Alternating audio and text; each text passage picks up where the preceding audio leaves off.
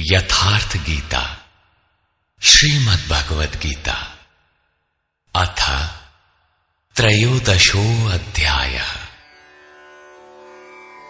गीता के आरंभ में ही धृतराष्ट्र का प्रश्न था कि संजय, धर्म क्षेत्र में तथा कुरुक्षेत्र में युद्ध की इच्छा से एकत्र हुए मेरे और पांडु पुत्रों ने क्या किया?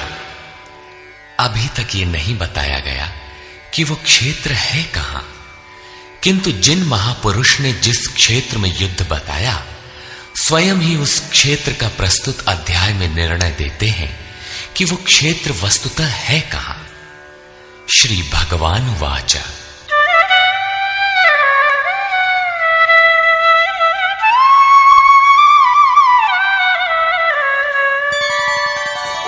इदं शरीरं कौन्तेय क्षेत्रमित्यभिधीयते एतद्यो वेत्ति तं प्राहुः क्षेत्रज्ञ इति तद्विदः।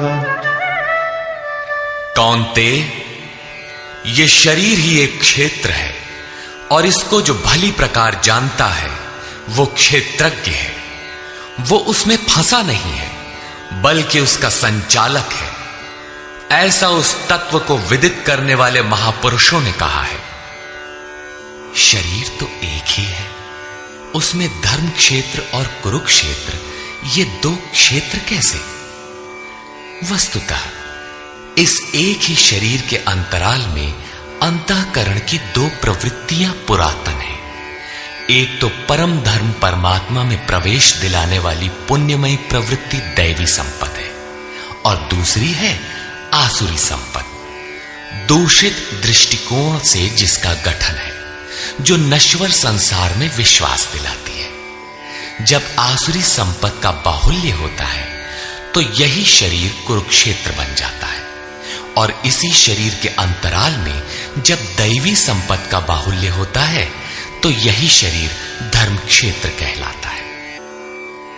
ये चढ़ाव उतार बराबर लगा रहता है, किंतु तत्वदर्शी महापुरुष के सान्निध्य से जब कोई अनन्य भक्ति द्वारा आराधना में प्रवृत्त होता है तो दोनों प्रवृत्तियों में निर्णायक युद्ध का सूत्रपात हो जाता है। क्रमशः दैवी संपत्ति का उत्थान और आसुरी संपत्ति का शमन हो जाता है। आसुरी संपत्ति के सर्वथा शमन के उपरांत परम के दिग्दर्शन की अवस्था आती है। दर्शन के साथ ही दैवी संपत्ति की आवश्यकता समाप्त हो जाती है, अतः वो भी परमात्मा में स्वतः विलय हो जाती है। भजने वाला पुरुष परमात्मा में प्रवेश पा जाता है। 11वें अध्याय में अर्जुन ने देखा कि कौरव पक्ष के अनंतर पांडव पक्ष के योद्धा भी योगेश्वर में विलीन होते जा रहे हैं। इस विलय के पश्चात पुरुष का जो स्वरूप है वही क्षेत्रज्ञ है। आगे देखें।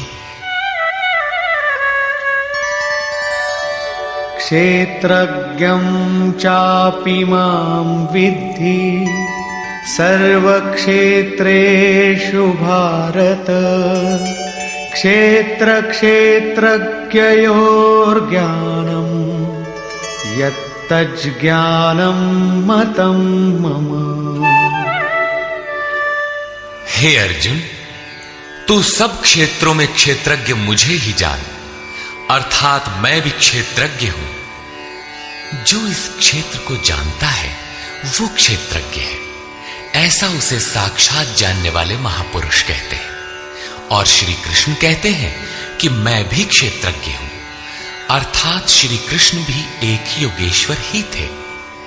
क्षेत्र और क्षेत्रज्ञ अर्थात विकार सहित प्रकृति और पुरुष को तत्व से जानना ही ज्ञान है, ऐसा मेरा मत है।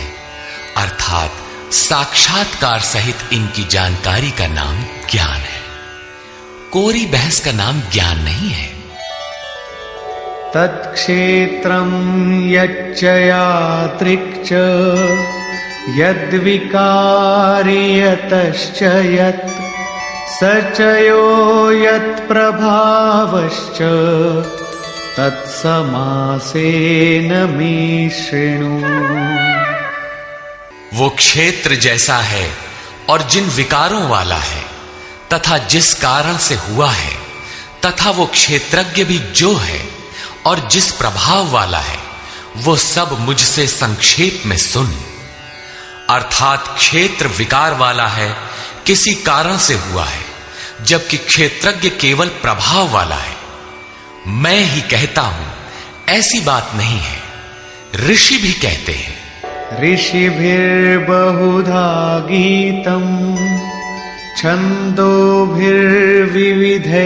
पृथक् ब्रह्मसूत्रपदैश्चैव हेतुमद्भिर्विनिश्चितैः।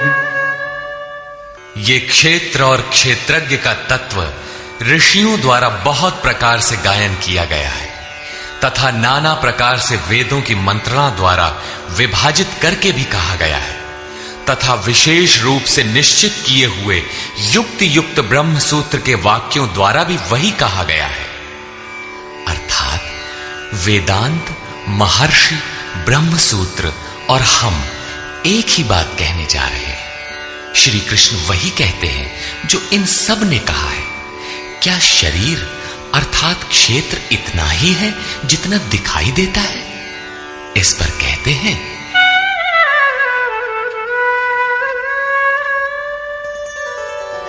महाभूतान्यहंकारो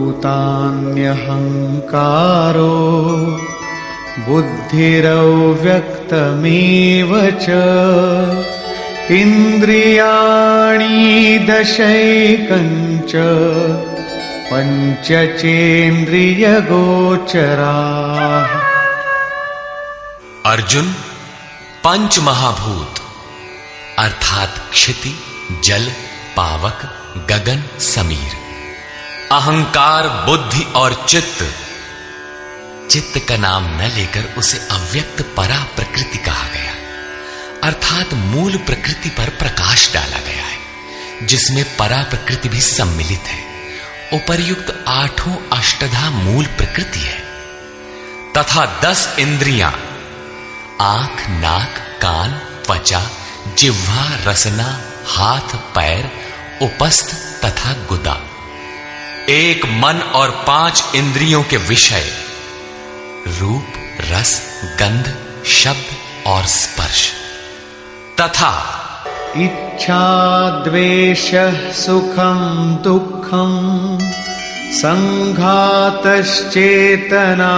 धृतिः एतत् क्षेत्रं समासेन सविकारमुदाहृतम्।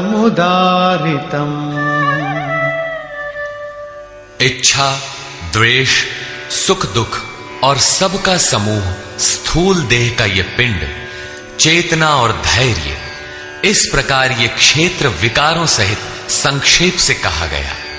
संक्षेप में यही क्षेत्र का स्वरूप है जिसमें बोया हुआ भला और बुरा बीज संस्कारों के रूप में उगता है। शरीर ही क्षेत्र है। शरीर में गारा मसाला किस वस्तु का है? तो यही 5 तत्व, 10 इंद्रियां, एक मन इत्यादि जैसा लक्षण ऊपर गिनाया गया है। इन सब का सामूहिक संघात पिंड शरीर है। जब तक ये विकार रहेंगे तब तक ये पिंड भी विद्यमान रहेंगे, इसलिए कि ये विकारों से बना है। अब उस क्षेत्रज्ञ का स्वरूप देखें जो इस क्षेत्र में लिप्त नहीं बल्कि उससे निवृत्त है। अमानित्वमदम्भित्वम् अहिंसा क्षान्तिरार्जवम् आचार्योपासनं शौचम् स्थैर्यमात्मविनिग्रहः। हे अर्जुन, मान अपमान का अभाव, दंभाचरण का अभाव, अहिंसा अर्थात अपनी तथा अन्य किसी की आत्मा को कष्ट न देना अहिंसा है। अहिंसा का अर्थ केवल इतना ही नहीं है कि चींटी मत मारो। श्री कृष्ण ने कहा कि अपनी आत्मा को अधोगति में न पहुंचाओ। उसको अधोगति में पहुंचाना हिंसा है और उसका उत्थान ही शुद्ध अहिंसा है। ऐसा पुरुष अन्य आत्माओं के उत्थान हेतु भी उन्मुख रहता है। हां, इसका आरंभ किसी को ठेस न पहुंचाने से होता है। ये उसी का एक अंग प्रत्यंग है। अतः अहिंसा, क्षमा भाव, मन वाणी की सरलता, आचार्योपासना अर्थात श्रद्धा भक्ति सहित सद्गुरु की सेवा और उनकी उपासना, पवित्रता, अंतःकरण की स्थिरता, मन और इंद्रियों सहित शरीर का निग्रह और इंद्रियार्थेषु वैराग्यम् अनहंकार एव च जन्म मृत्यु जरा व्याधि दुख दोषानुदर्शनम्।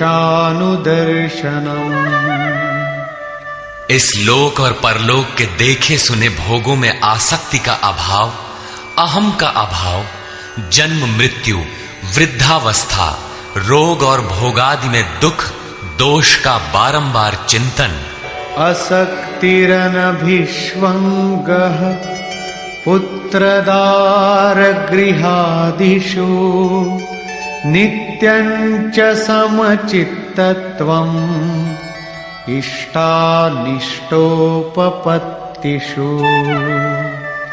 पुत्र, स्त्री, धन और गृहादि में आसक्ति का अभाव, प्रिय तथा अप्रिय की प्राप्ति में चित्त का सदैव सम रहना,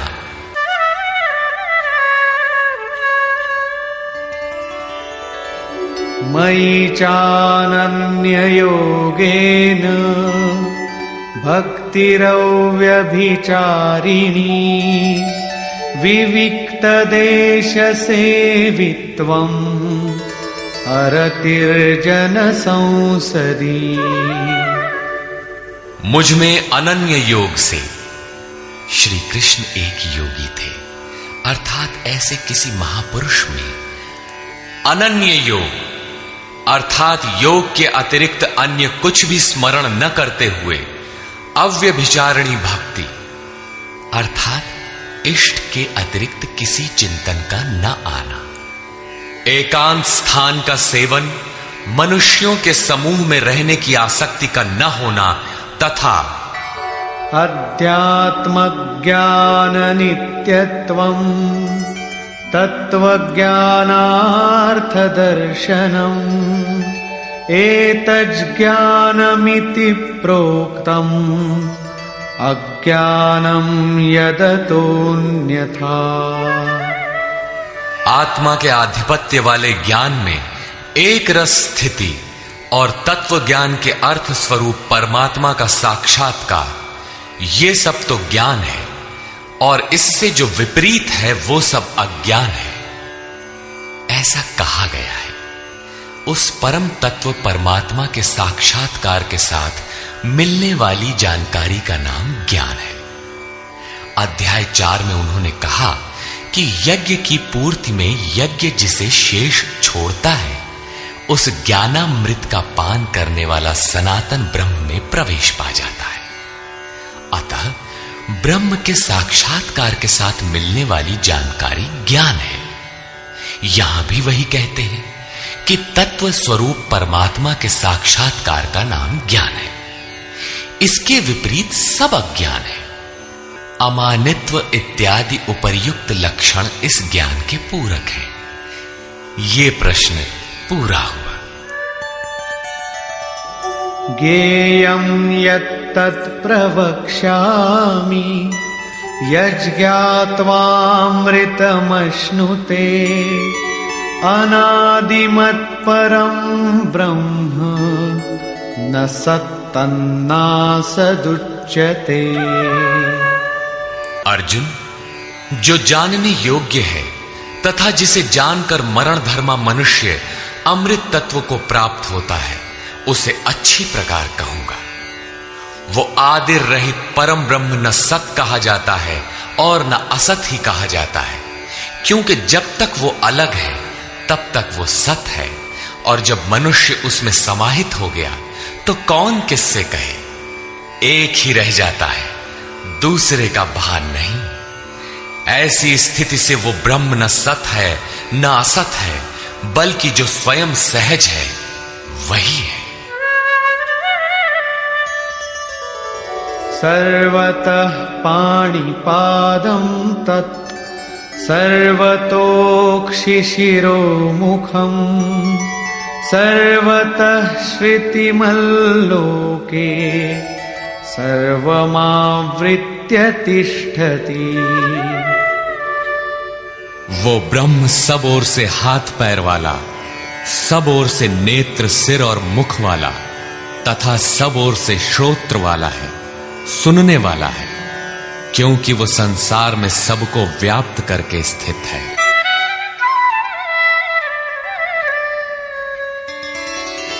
सर्वेन्द्रिय गुणाभासं सर्वेन्द्रिय विवर्जितम् असक्तं सर्वभृच्चैव निर्गुणं गुणभोक्तृ च। वो संपूर्ण इंद्रियों के विषयों को जानने वाला है, फिर भी सब इंद्रियों से रहित है। वो आसक्ति रहित, गुणों से अतीत होने पर भी सबको धारण और पोषण करने वाला और सभी गुणों को भोगने वाला है, अर्थात एक एक करके सभी गुणों को अपने में लय कर लेता है। जैसा श्री कृष्ण कह आए हैं कि यज्ञ और तपों को भोगने वाला मैं हूं, अंत में संपूर्ण गुण मुझ में विलय हो जाते हैं।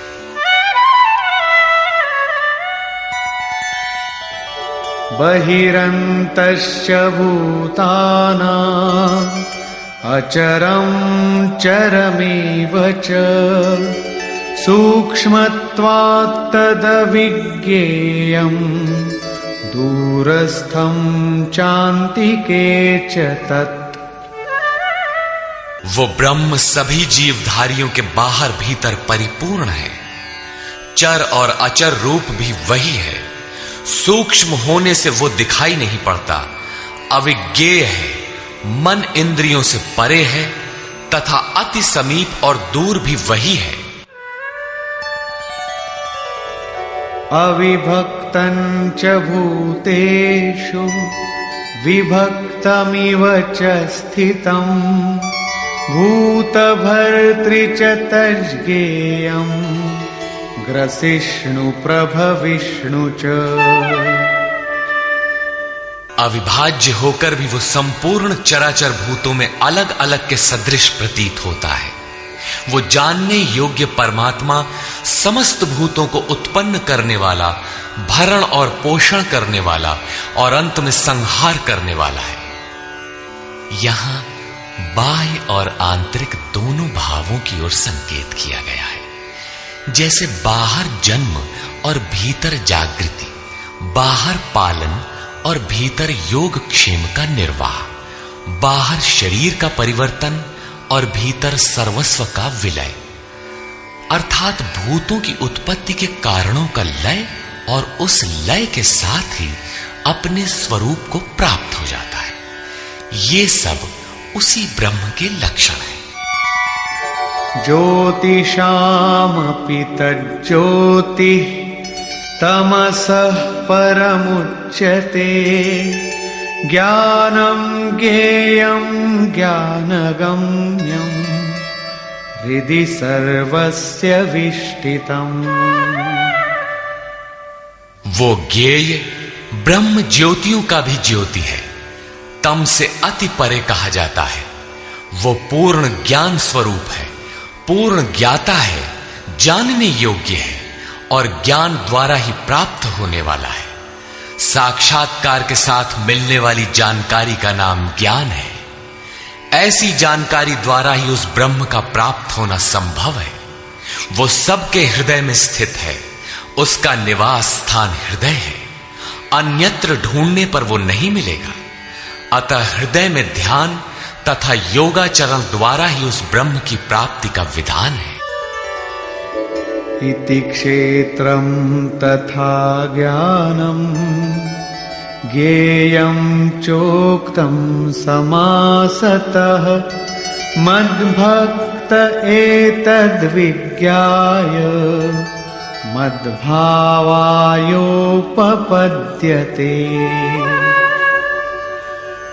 हे अर्जुन, बस इतना ही क्षेत्र ज्ञान तथा जानने योग्य परमात्मा का स्वरूप संक्षेप में कहा गया है। इसे जानकर मेरा भक्त मेरे साक्षात स्वरूप को प्राप्त होता है। अभी तक योगेश्वर श्री कृष्ण ने जिसे क्षेत्र कहा था उसी को प्रकृति और जिसे क्षेत्रज्ञ कहा था उसी को अब पुरुष शब्द से इंगित करते हैं। प्रकृतिं पुरुषं चैव विद्यनादि उभावपि विकारांश गुणांश्चैव विद्धि प्रकृति संभवान्। ये प्रकृति और पुरुष दोनों ही अनादि जान, ऐसा संपूर्ण विकार तथा त्रिगुण प्रकृति से ही उत्पन्न हुए जान। कार्यकरण कर्तृत्वे हेतुः प्रकृतिरुच्यते पुरुषः सुख दुःखानां भोक्तृत्वे हेतुरुच्यते। कार्य और करण अर्थात जिसके द्वारा कार्य किए जाते हैं, विवेक वैराग्य इत्यादि, तथा अशुभ कार्य होने में काम क्रोध इत्यादि कारण है। उनको उत्पन्न करने में हेतु प्रकृति कही जाती है और ये पुरुष सुख दुखों को भोगने में कारण कहा जाता है। प्रश्न उठता है कि क्या वो भोगता ही रहेगा या इससे कभी छुटकारा भी मिलेगा? जब प्रकृति पुरुष दोनों ही अनादि है तब कोई उनसे छूटेगा कैसे? इस पर कहते हैं, पुरुषः प्रकृतिस्थो हि भुङ्क्ते प्रकृतिजान् गुणान् कारणं गुणसङ्गोऽस्य सदसद्यो निजन्मसु। प्रकृति के बीच में खड़ा होने वाला पुरुष ही प्रकृति से उत्पन्न हुए गुणों के कार्य रूप पदार्थों को भोगता है और इन गुणों का संग ही इस जीवात्मा के अच्छी तथा बुरी योनियों में जन्म लेने का कारण है। ये कारण अर्थात प्रकृति के गुणों का संग समाप्त होने पर ही जन्म मृत्यु से मुक्ति मिलती है। अब उस पुरुष पर प्रकाश डालते हैं कि वो किस प्रकार प्रकृति में खड़ा है। उपद्रष्टानुमन्ता च भर्ता भोक्ता महेश्वरः परमात्मेति चाप्युक्तो देहेऽस्मिन् पुरुषः परः। वो पुरुष उपद्रष्टा, हृदय देश में बहुत ही समीप, हाथ पांव मन जितना आपके समीप है उससे भी अधिक समीप दृष्टा के रूप में स्थित है। उसकी प्रकाश में आप भला करें बुरा करें उसे कोई प्रयोजन नहीं है। वो साक्षी के रूप में खड़ा है। साधना का सही क्रम पकड़ में आने पर पथिक कुछ ऊपर उठा, उसकी ओर बढ़ा तो दृष्टा पुरुष का क्रम बदल जाता है। वो अनुमंता अनुमति प्रदान करने लगता है, अनुभव देने लगता है। साधना द्वारा और समीप पहुंचने पर वही पुरुष भर्ता बनकर भरण पोषण करने लगता है, जिसमें आपके योग क्षेम की भी व्यवस्था कर देता है। साधना और सूक्ष्म होने पर वही भोक्ता हो जाता है। भोक्तारम यज्ञ तपसाम, यज्ञ तप जो कुछ भी बन पड़ता है सबको वो पुरुष ग्रहण करता है और जब ग्रहण कर लेता है उसके बाद वाली अवस्था में महेश्वर महान ईश्वर के रूप में परिणत हो जाता है। वो प्रकृति का स्वामी बन जाता है, किंतु अभी कहीं प्रकृति जीवित है तभी उसका मालिक है। इससे भी उन्नत अवस्था में वही पुरुष परमात्मेति चाप्युक्तो, जब परम से संयुक्त हो जाता है तब परमात्मा कहलाता है। इस प्रकार शरीर में रहते हुए भी ये पुरुष अर्थात आत्मा परह ही है, सर्वथा इस प्रकृति से परे ही है। अंतर इतना ही है कि आरंभ में ये दृष्टा के रूप में था, क्रमशः उत्थान होते होते परम का स्पर्श कर परमात्मा के रूप में परिणत हो जाता है। य एवं वेत्ति पुरुषं प्रकृतिं च गुणैः सह सर्वथा वर्तमानोऽपि न स भूयोऽभिजायते। इस प्रकार पुरुष को और गुणों के सहित प्रकृति को जो मनुष्य साक्षात्कार के साथ विदित कर लेता है, वो सब प्रकार से बरतता हुआ भी फिर नहीं जन्मता, अर्थात उसका पुनर्जन्म नहीं होता। यही मुक्ति है। अभी तक योगेश्वर श्री कृष्ण ने ब्रह्म और प्रकृति की प्रत्यक्ष जानकारी के साथ मिलने वाली परम गति अर्थात उसका पुनर्जन्म से निवृत्ति पर प्रकाश डाला, और अब वे उस योग पर बल देते हैं जिसकी प्रक्रिया है आराधना, क्योंकि इस कर्म को कार्य रूप दिए बिना कोई पाता नहीं।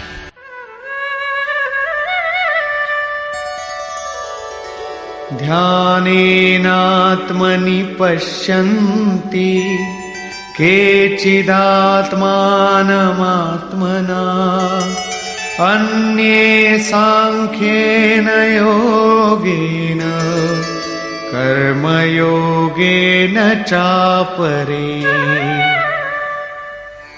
हे अर्जुन, उस आत्मानम परमात्मा को कितने ही मनुष्य तो आत्मना अपने अंतर चिंतन से ध्यान के द्वारा आत्मनि हृदय देश में देखते हैं, कितने ही सांख्य योग के द्वारा अर्थात अपनी शक्ति को समझते हुए उसी कर्म में प्रवृत्त होते हैं, और अन्य बहुत से उसे निष्काम कर्म योग द्वारा देखते हैं, समर्पण के साथ उसी नियत कर्म में प्रवृत्त होते हैं। प्रस्तुत श्लोक में मुख्य साधन है ध्यान। उस ध्यान में प्रवृत्त होने के लिए सांख्य योग और निष्काम कर्म योग दो धाराएं हैं। अन्ये त्वेवमजानन्तः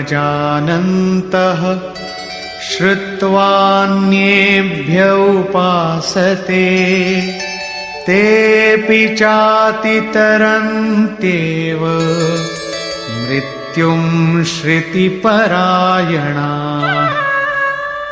परंतु दूसरे जिनको साधना का ज्ञान नहीं है, वे इस प्रकार न जानते हुए अन्येभ्यः दूसरे जो तत्व के जानने वाले महापुरुष हैं उनके द्वारा सुनकर ही उपासना करते हैं, और वे सुनने के परायण हुए पुरुष भी मृत्यु रूपी संसार सागर से निसंदेह तर जाते हैं। अतः कुछ भी पार न लगे तो सत्संग करें। यावत् संजायते किंचित सत्वं स्थावर जंगमम् क्षेत्र क्षेत्रज्ञ संयोगात् तद्विद्धि भरतर्षभ। हे अर्जुन, यावन मात्र जो कुछ भी स्थावर जंगम वस्तुएं उत्पन्न होती हैं, उन संपूर्ण को तू क्षेत्र और क्षेत्रज्ञ के संयोग से ही उत्पन्न हुई जान। प्राप्ति कब होती है, इस पर कहते हैं समं सर्वेषु भूतेषु तिष्ठन्तं परमेश्वरं विनश्यत्स्व विनश्यन्तं यः पश्यति स पश्यति। जो पुरुष विशेष रूप से नष्ट होते हुए चराचर सभी भूतों में नाश रहित परमेश्वर को संभाव से स्थित देखता है, वही यथार्थ देखता है, अर्थात उस प्रकृति के विशेष रूप से नष्ट होने पर ही वो परमात्म स्वरूप है, इससे पहले नहीं। इसी पर पीछे अध्याय 8 में भी कहा था, भूत भावोद्भव करो विसर्गः कर्म संज्ञितः। भूतों के वे भाव जो भले अथवा बुरे कुछ भी संस्कार संरचना करते हैं, उनका मिट जाना ही कर्मों की पराकाष्ठा है। उस समय कर्म पूर्ण है। वही यहां भी कहते हैं कि जो चराचर भूतों को नष्ट होते हुए और परमेश्वर को समभाव से स्थित देखता है, वही सही देखता है।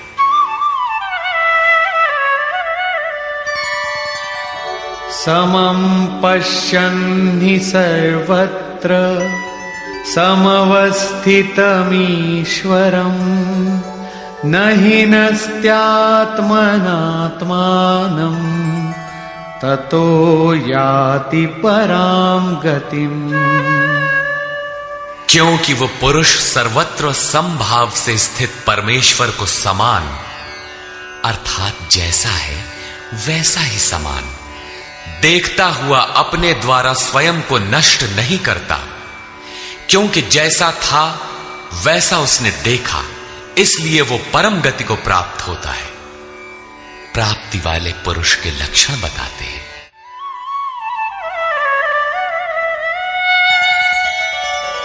प्रकृत्यैव च कर्माणि क्रियमाणानि सर्वशः यः पश्यति तथात्मानम् अकर्तारं स पश्यति। जो पुरुष संपूर्ण कर्मों को सब प्रकार से प्रकृति द्वारा ही किया जाता देखता है, अर्थात जब तक प्रकृति है तभी तक कर्मों का होना देखता है, तथा आत्मा को अकर्ता देखता है, वही यथार्थ देखता है।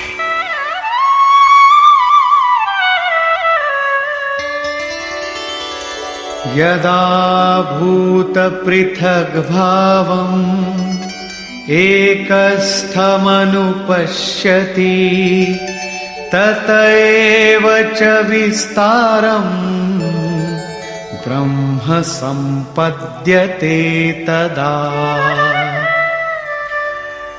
जिस काल में मनुष्य भूतों के न्यारे न्यारे भावों में एक परमात्मा को प्रवाहित स्थित देखता है तथा उस परमात्मा से ही संपूर्ण भूतों का विस्तार देखता है, उस समय वो ब्रह्म को प्राप्त होता है। जिस क्षण ये अवस्था आ गई, उसी क्षण वो ब्रह्म को प्राप्त होता है। ये लक्षण भी स्थित प्रज्ञ महापुरुष का ही है।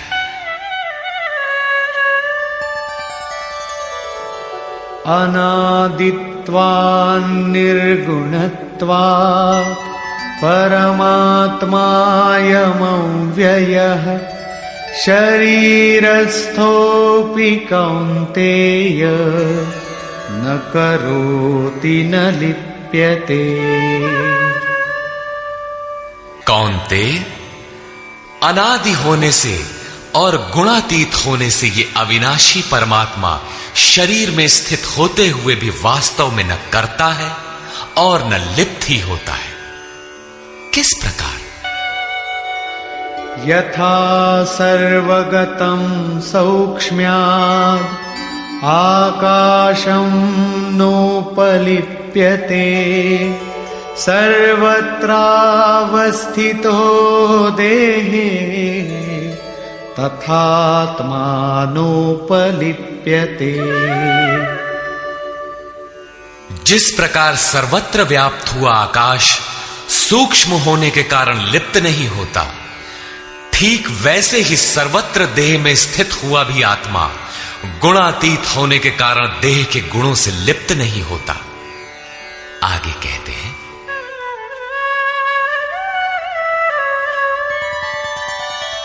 यथा प्रकाशयत्येकः कृत्स्नं लोकमिमं रविः क्षेत्रं क्षेत्री तथा कृत्स्नं प्रकाशयति भारत। अर्जुन, जिस प्रकार एक ही सूर्य संपूर्ण ब्रह्मांड को प्रकाशित करता है, उसी प्रकार एक ही आत्मा संपूर्ण क्षेत्र को प्रकाशित करता है। अंत में निर्णय देते हैं, क्षेत्र क्षेत्रज्ञयोरेवम् अंतरं ज्ञान चक्षुषा भूत प्रकृति मोक्षं च ये विदुर्यान्ति ते परम्। इस प्रकार क्षेत्र और क्षेत्रज्ञ के भेद को तथा विकार सहित प्रकृति से छूटने के उपाय को जो ज्ञान रूपी नेत्र द्वारा देख लेते हैं, वे महात्मा जन पर ब्रह्म परमात्मा को प्राप्त होते हैं। अर्थात क्षेत्र क्षेत्रज्ञ को देखने की आंख ज्ञान है और ज्ञान साक्षात्कार का ही पर्याय है। निष्कर्ष, गीता के आरंभ में धर्म क्षेत्र कुरुक्षेत्र का नाम तो लिया गया, किंतु वह क्षेत्र वस्तुतः है कहां? वह स्थल बताना शेष था, जिसे स्वयं शास्त्रकार ने प्रस्तुत अध्याय में स्पष्ट किया। कौन्तेय, यह शरीर ही एक क्षेत्र है। जो इसको जानता है वह क्षेत्रज्ञ है। वह इसमें फंसा नहीं बल्कि निर्लेप है, इसका संचालक है। अर्जुन, संपूर्ण क्षेत्रों में मैं भी क्षेत्रज्ञ हूं। अन्य महापुरुषों से अपनी तुलना की। इससे स्पष्ट है कि श्री कृष्ण भी एक योगी थे, क्योंकि जो जानता है वह क्षेत्रज्ञ है, ऐसा महापुरुषों ने कहा है। मैं भी क्षेत्रज्ञ हूं, अर्थात अन्य महापुरुषों की तरह मैं भी हूं। उन्होंने क्षेत्र जैसा है जिन विकारों वाला है तथा क्षेत्रज्ञ जिन प्रभावों वाला है उस पर प्रकाश डाला। मैं ही कहता हूं ऐसी बात नहीं है, महर्षियों ने भी यही कहा है। वेद के छंदों में भी उसी को विभाजित करके दर्शाया गया है। ब्रह्म सूत्र में भी वही मिलता है। शरीर अर्थात जो क्षेत्र है, क्या इतना ही है जितना दिखाई देता है? इसके होने के पीछे जिनका बहुत बड़ा हाथ है, उन्हें गिनाते हुए बताया कि अष्टधा मूल प्रकृति, अव्यक्त प्रकृति, 10 इंद्रियां और मन, इंद्रियों के 5 विषय, आशा, तृष्णा और वासना, इस प्रकार इन विकारों का सामूहिक मिश्रण यह शरीर है। जब तक ये रहेंगे तब तक शरीर किसी न किसी रूप में रहेगा ही। यही क्षेत्र है जिसमें बोया भला बुरा बीज संस्कार रूप में उगता है। जो इसका पार पा लेता है वह क्षेत्रज्ञ है। क्षेत्रज्ञ का स्वरूप बताते हुए उन्होंने ईश्वरीय गुण धर्मों पर प्रकाश डाला और कहा कि क्षेत्रज्ञ इस क्षेत्र का प्रकाशक है। उन्होंने बताया कि साधना के पूर्ति काल में परम तत्व परमात्मा का प्रत्यक्ष दर्शन ही ज्ञान है। ज्ञान का अर्थ है साक्षात्कार। इसके अतिरिक्त जो कुछ भी है अज्ञान है। जानने योग्य वस्तु है परात्पर ब्रह्म। वह न सत है न असत, इन दोनों से परे है। उसे जानने के लिए लोग हृदय में ध्यान करते हैं, बाहर मूर्ति रखकर नहीं। बहुत से लोग सांख्य माध्यम से ध्यान करते हैं, तो शेष निष्काम कर्म योग, समर्पण के साथ उसकी प्राप्ति के लिए उसी निर्धारित कर्म आराधना का आचरण करते हैं। जो उसकी विधि नहीं जानते, वे तत्व स्थित महापुरुष के द्वारा सुनकर आचरण करते हैं। वे भी परम कल्याण को प्राप्त हो जाते हैं। अतः कुछ भी समझ में न आए तो उसके ज्ञाता महापुरुष का सत्संग आवश्यक है।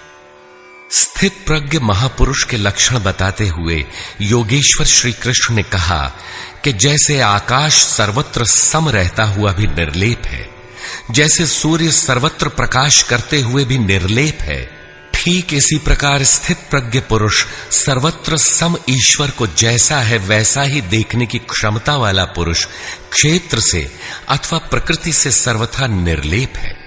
अंत में उन्होंने निर्णय दिया कि क्षेत्र और क्षेत्रज्ञ की जानकारी ज्ञान रूपी नेत्रों द्वारा ही संभव है। ज्ञान, जैसा कि पीछे बताया गया, उस परमात्मा के प्रत्यक्ष दर्शन के साथ मिलने वाली जानकारी है। शास्त्रों को बहुत रटकर दोहराना ज्ञान नहीं, बल्कि अध्ययन तथा महापुरुष को उस कर्म को समझकर, उस कर्म पर चलकर मन सहित इंद्रियों के निरोध और उस निरोध के भी विलय काल में परम तत्व को देखने के साथ जो अनुभूति होती है, उसी अनुभूति का नाम ज्ञान है। क्रिया आवश्यक है। इस अध्याय में मुख्यतः क्षेत्रज्ञ का विस्तार से वर्णन किया गया। वस्तुतः क्षेत्र का स्वरूप व्यापक है।